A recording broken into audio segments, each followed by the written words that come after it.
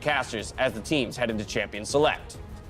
Thank you very much. It is time for Rookie versus Faker, Invictus Gaming versus SK Telecom T1. And SKT's return to form started with winning the LCK once again. They'd taken some time off from being the most dominant team in Korea. They've gotten that one back. But winning the LCK is no longer the proof that you're the best team in the world. Beating IG is the proof that you're the best team in the world, and the road starts here for SKT. And SKT have been slowly building to a match like this, to a game against the world champions. They had to watch on, and Faker in particular had to watch on the sidelines. Every time Worlds goes to Korea, he's just going to be a stream viewer. But today, in MSI, he gets to battle Rookie, a battle that's happened so rarely since he joined IG. Just 2 games, and none of them in MSI or World. And let's jump into this Champion Select, because this last ban from IG, so respectful. After Klid's Rek'Sai game today, absolutely dominating, they're gonna last ban the Rek'Sai. And as much as everyone has always wanted to see Faker versus Rookie, Ning and Klid have fought in the LPL, 2 of my favorite LPL junglers, because of how explosive they are and key components in setting up these solo laners. First flex pick of Rise does get through. Oh! Tarek could be with the Sona. Tarek could just enable dives for Klid and the rest of SKT. That's even a little bit flexible right now, but already Champ Select looks spicy. Faker with a bit of a smirk on his face. He was interviewed and talked about how other teams could play the off-meta stuff, the different stuff, like the Sona Tarek. That was the example he used. Tarek has already claimed, will it be Jackie Loves Draven as an answer? Oh, I love this. Again, every time the Sona Tarek comes up, we talk about the 2 schools of thought with trying to take over this lane. Do you have a non-interactive one and go for roaming? Don't let the Sona get her procs on you, or do you go for the kills? And Draven, I think you know which school of thought that champion lies in. It's Invictus Gaming, of course they're going for the kills, Kobe. It's all they know, it's all they love. And it's Sona Tarek versus, you would have to imagine, Draven and Nautilus. They have locked it in. If SKT does get out of the laning phase without dying and giving over Adoration stacks, they've got all the support they need to let Faker and Duke and Khan, pop off in these team fights. The Irelia gonna get the shields, gonna get the invulnerability. She can do a lot of work later on in these team fights, but as you mentioned, it's that bot lane, it's the spiciness. Nautilus and Draven gonna look for those kills on Sona. And we're gonna have to be on top of our game, because gentlemen, 2 games in a row, we had those non-interactive bot lanes. We told all the viewers, watch top side, it's Ezreal Tahm Kench, it's gonna be a farm phase. This is the sort of bot lane that is gonna draw attention on both sides. Draven just shouts, look at me, and you better be here if you're the jungler, because there's so much possibility of snowballing off this bottom side. If Draven Nautilus does not get early kills, does not cash in on the Draven passive, then once again, the inevitable Sona Tarek team fight comes to fruition in the mid game. That's the word I would use, the inevitability of where Khan and you would imagine Khan on this area, but Irelia, Tarek, and Sona go is very much team fight and specifically Baron control. The vision comes down, you got more vision, more team fight synergy. We'll see how the second round can go, as SKT probably looking to the jungle.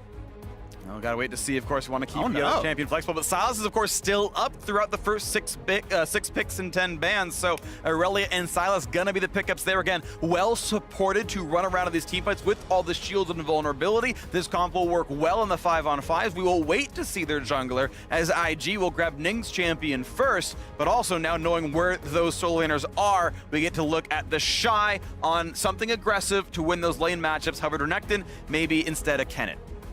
All right, Kennen with the on hit definitely has a huge potential to take over on the top side. We've seen the emergence of the Gunblade build as well, so you can still have the big AP effect later on in the game. But again, we're saving the jungler picks until last pick. This is why I was so hyped for this matchup here.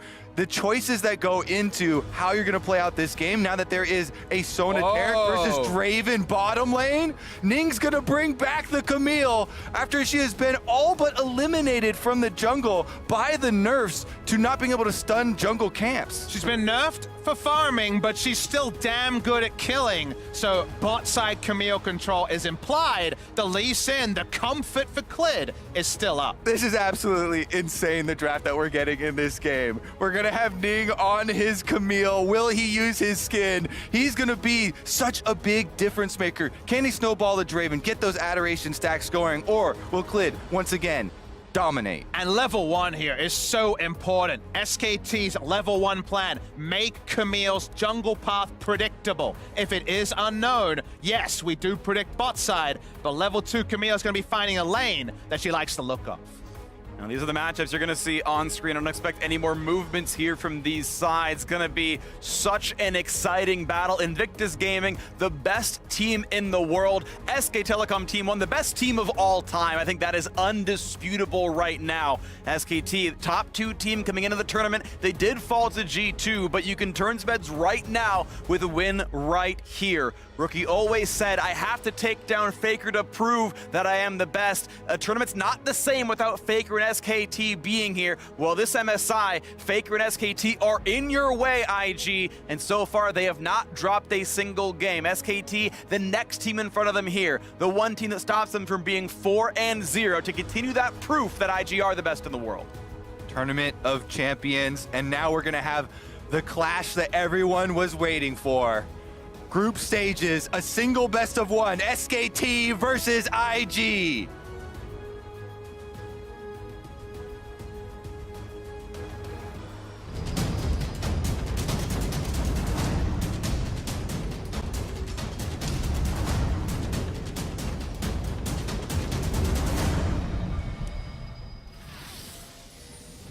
Two of the best teams in the world, defending world champions Invictus Gaming and SKT, the historical best team of all time, piloted still by Faker in the mid lane, the best player of all time, and no one would ever dispute you on that. And level 1 already spicy, but the hook not yet going to land. There might be a re-engage, already a stun, and the fight has continued. We're doing it! Damage output, Rookie's already dead. Clint finds the first. They're traded back. Some adoration for Draven, but the fight might continue as Ning's got to run away. Some damage out towards Battleland, the flash over, and the flash over for another one. As TP rejoins the fight, and Rookie is back in action. Teleport already used. You can tell these players are on the edges of their seats. IG tries to check the bush, but here they go again. They get the snare. He's on the edge of his life now as well, down to 300, flashing back to his mid lane, and this game is not disappointing. Guess what? Draven got the kill for Invictus Gaming. Meanwhile, Clid on the Lee Sin gets SK Telecom's early gold. I honestly think that both teams are kind of happy with where that money went. And the reason why IG keep this up, we'll get to that though, we'll focus on the start. The blind hook misses, and then the double dazzle heralds the first blood. It goes the way of SKT, but Sona in the meanwhile is just so brittle at level 1. Yep, flash used as well, so Teddy will not have either summoner, nor will Nautilus on the bottom side. Then both Faker and Balon switching spots there. So the reason why IG keeps on the invade is they want to take over the bot side of the map. There's vertical jungling where Sona and Taric don't have their jungler bot side, with summoners down. That means that Draven can do things like this. No items purchased for either Lee Sin or Draven, but Baolan playing aggressively in the bottom side does go in for that hook. They're really trying to take advantage of this matchup.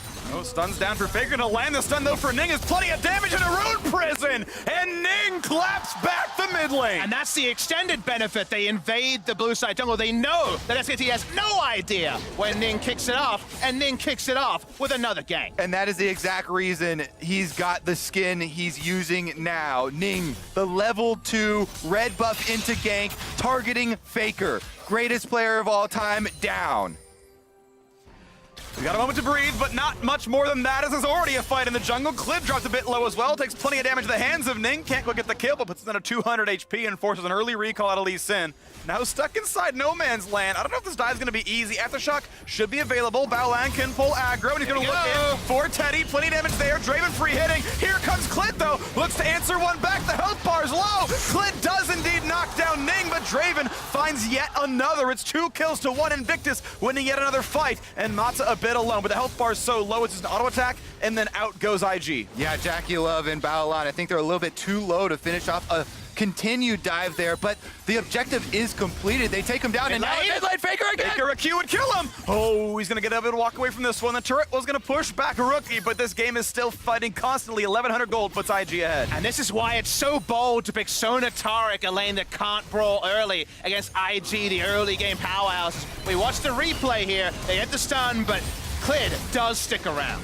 Yeah, he's going to try and come down. Does get the extra kill there. JackeyLove flashes for the second kill there on Draven. Cashes in a tiny bit more. I don't think he's been catching that many axes in the meantime, but the bigger reward, double buffs down there in the bottom side against no flash Sona, no flash Taric. And I want to draw the viewer's attention to an important piece of information that may have gone missed. There's never been a Sona Taric game played professionally with a Korean team in it. There was no games in the promotion tournament, no games in the final, and the word was that even in scrims, Korean teams weren't playing Sona Taric, so the first look we see is SKT locking it in against IG. Definitely giving themselves a handicap in the early game, and IG already super bloodthirsty.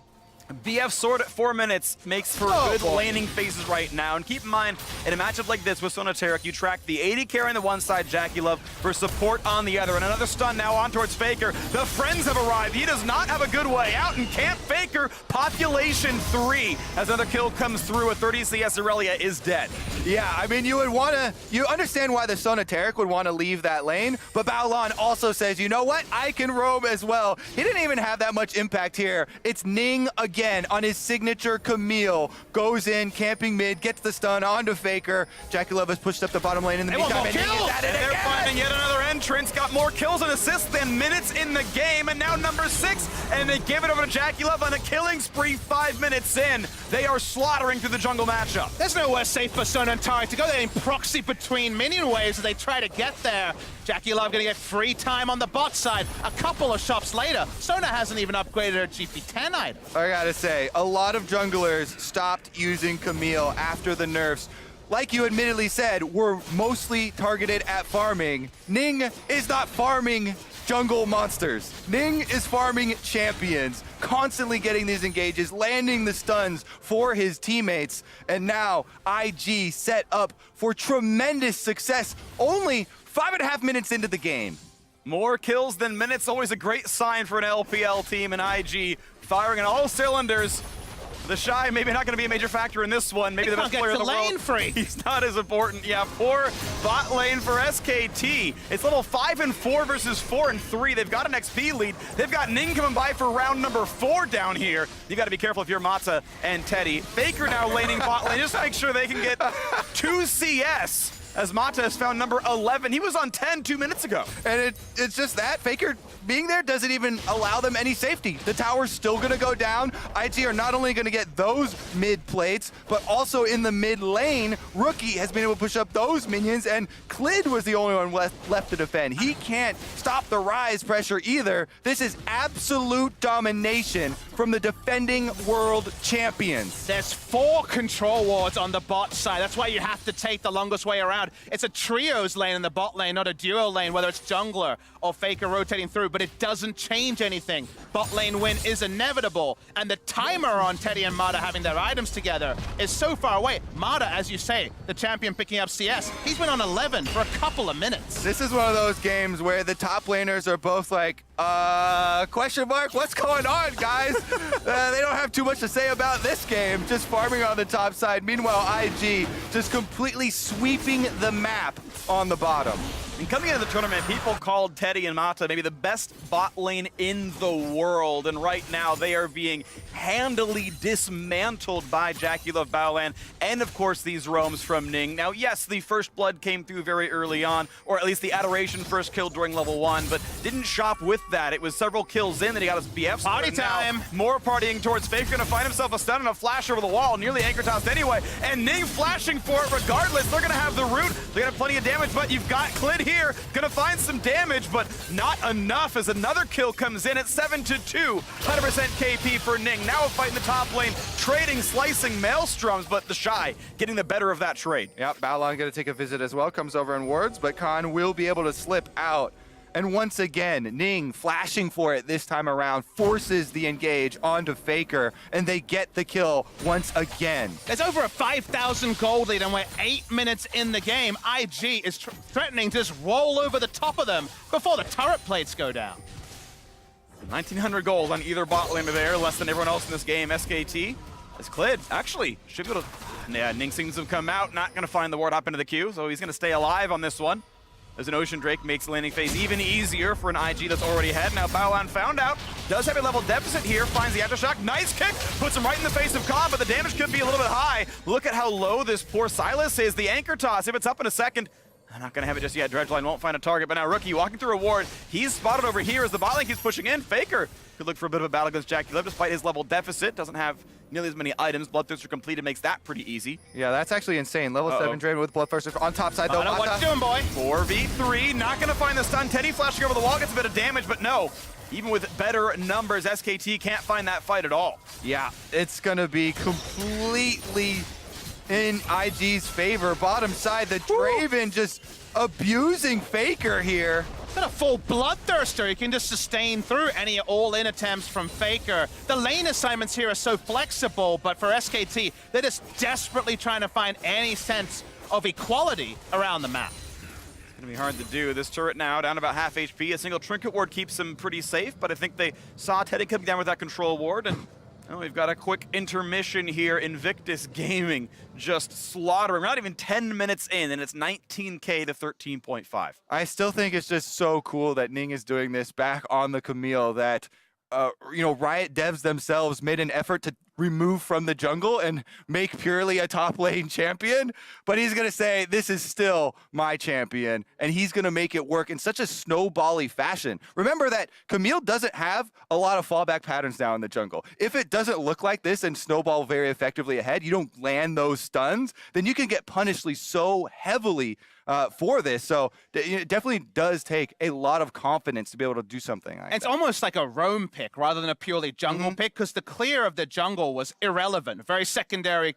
consideration in this game. It was purely to punish what Sona and Taric represent. Very much a white flag in the early game. We're farming out in our awkward fashion with melee range Taric and Sona stacking up the Spell Thief in that fashion that she does, poking around. That never could happen this game. They were proxied off minion waves for so long. And yes, it really only works for some, but when you have a game plan with Camille, her gank threat at level 2 onwards is undeniable. Definitely very strong. Of course, talking about those changes to Camille from way back when, it was removing the stun onto jungle monsters, somewhat regionally gained some base attack speed to keep her clear a little bit better, to soften that slightly, but as you mentioned, very few players are playing the champion. And that basic attack speed that was given back was actually nerfed previously to that during the original nerfs as well, so it wasn't like an extra bunch of power added on. Regardless, you can see here it was a pause on, it looks like for Mata. It was definitely SKT's side, talking with the refs, getting translation and seeing exactly what's going on here with this. Hopefully doesn't take too much longer, but when we have a further update, that will be delivered to you.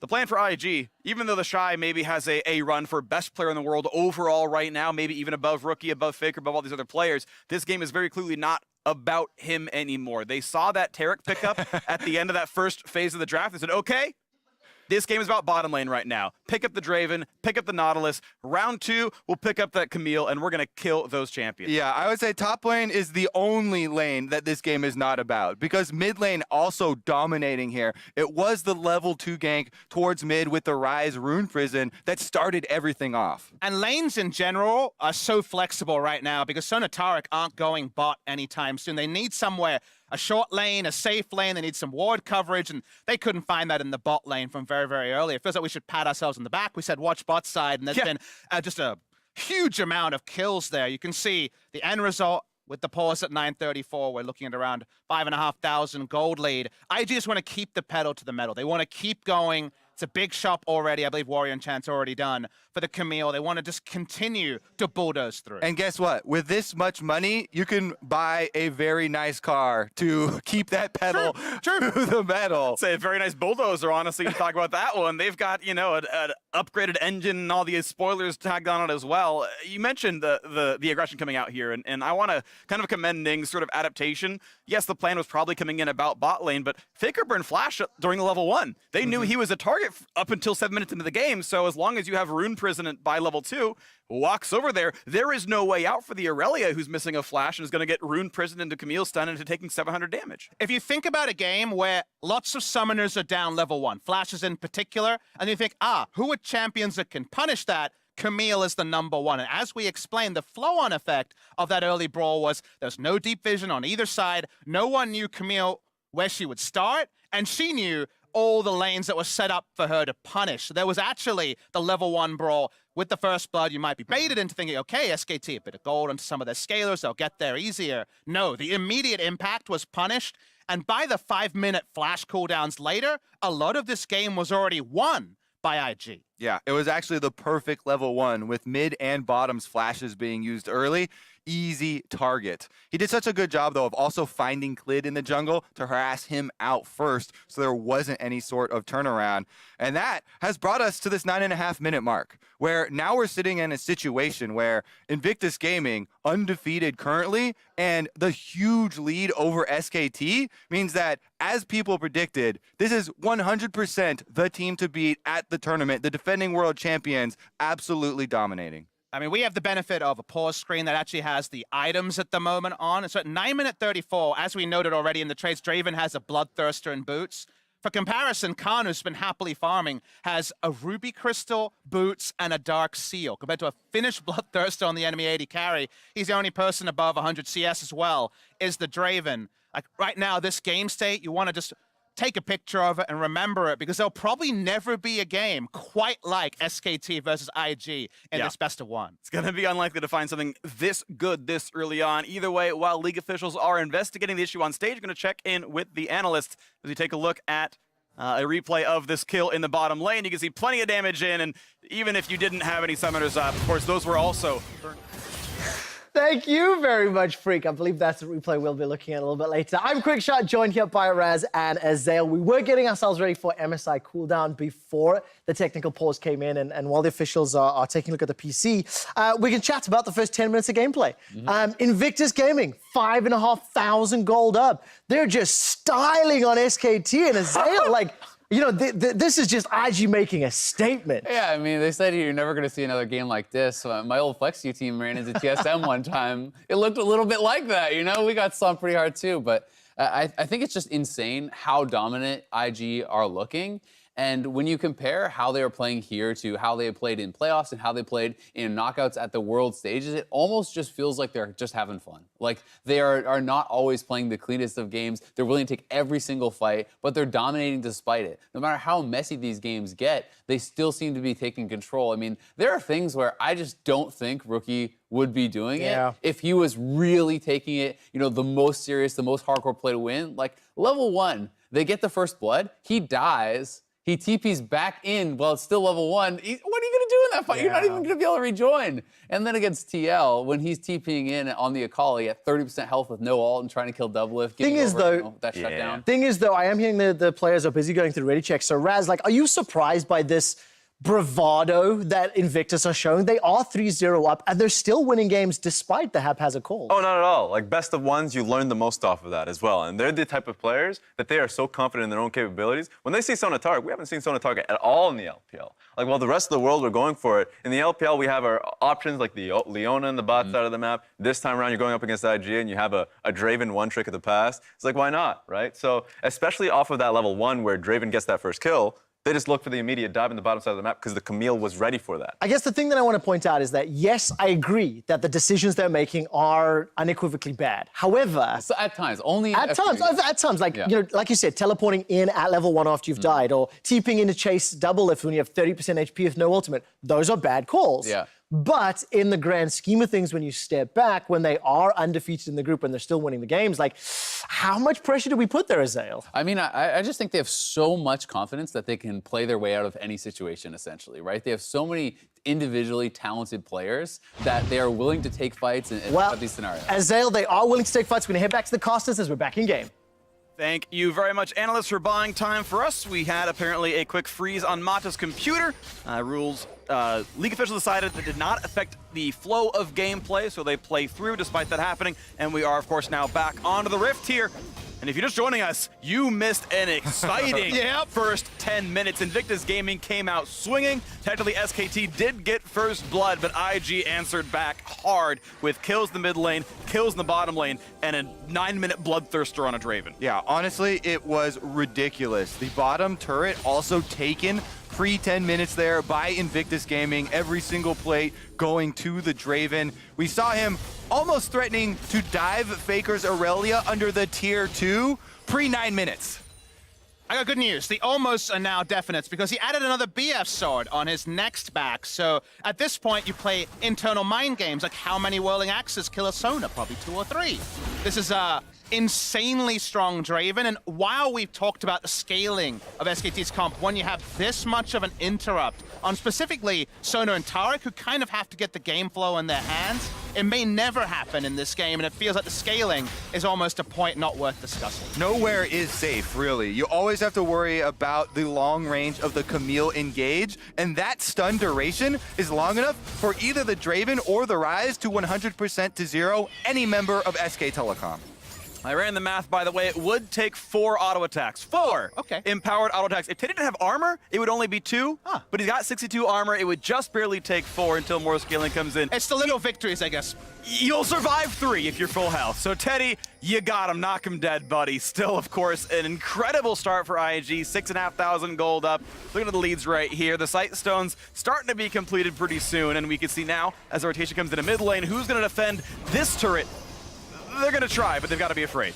We can call it defense technically, as they're trying to kill the minions, but JackeyLove's still getting the auto attacks on the turret. Yep.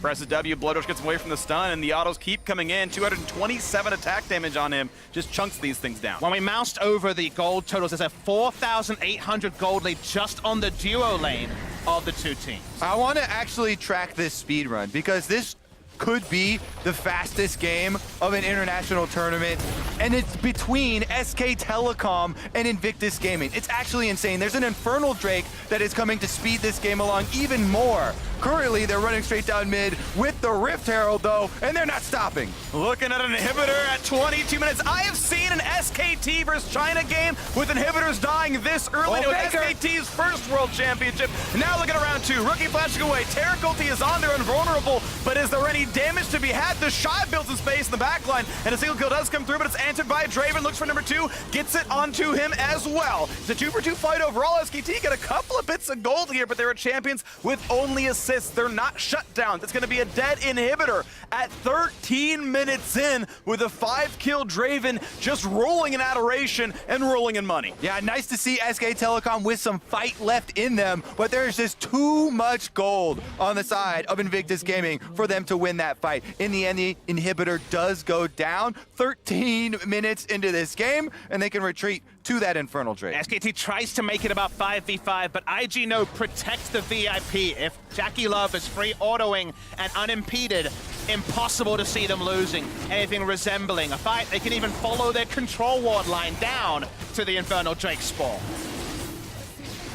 Well, SKT at least get to far mid lane. It's going to be hard to keep sieging through there, but IG can, of course, keep the pressure on. We can watch that fight. This TP flank results in a 2-for-2. All right, Faker flanking around on the bottom side. Does go for Rookie. Him and Klid are able to get it with the knock up there very nicely. And he honestly almost gets Ning as well. But Balon's there able to peel, and JackeyLove has the axe in the air. 2-for-2 is way more than you'd expect with the gold lead that IG had put together.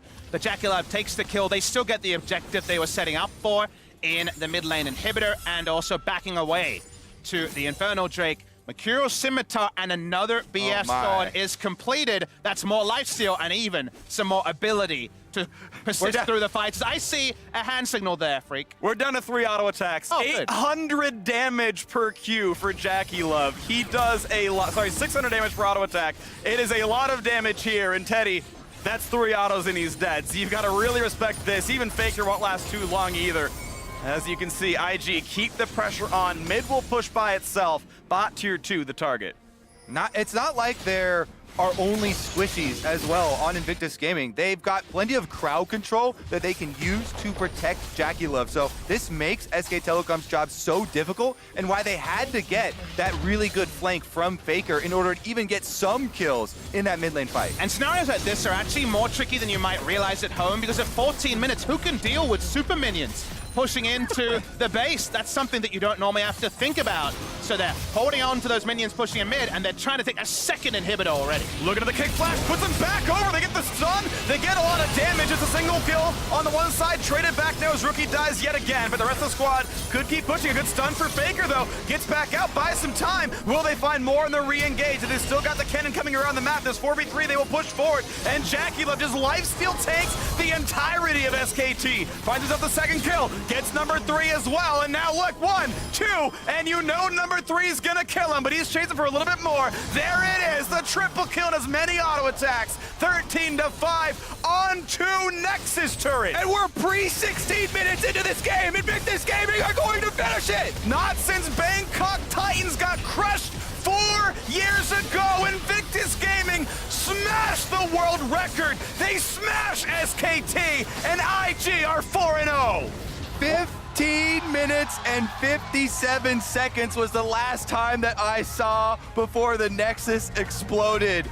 Absolutely insane. What an emphatic victory for IG. We talked about the storyline.